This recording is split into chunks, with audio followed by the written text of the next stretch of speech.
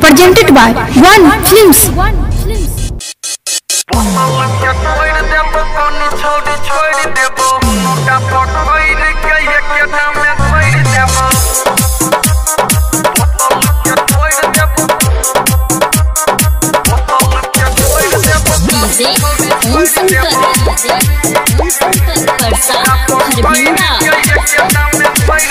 चढ़ल जवानी तोहर फेंकै छौ गेलूती पाइप घुसा के छौड़ी पीले बफुरूटी।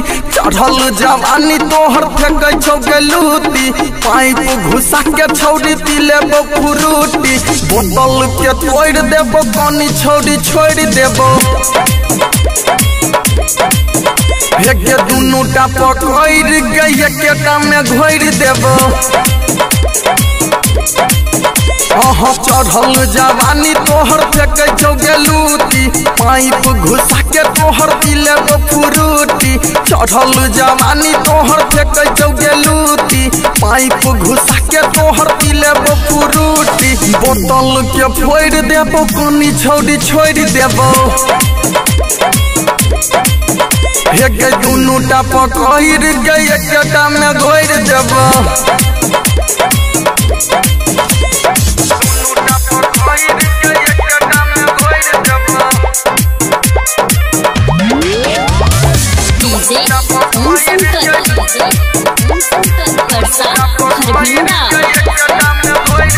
हमर वाला जखन छौड़ी तोरा ठेकत ऊपर वाला दुनूटा से गौज फेंकत।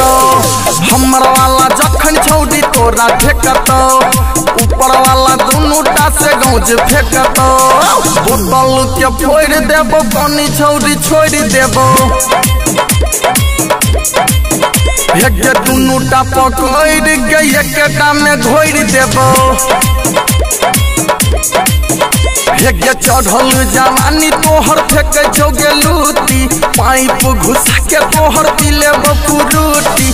चढ़ल जवानी तोहर फेंकै छौ गेलूती पाइप घुसा के तोहर पीले बफुरूटी। बोतल के फोड़ देबो पानी छौड़ी छोड़ देबो हेगे दुनू टा पकड़ गई एकटा में घोर देबो।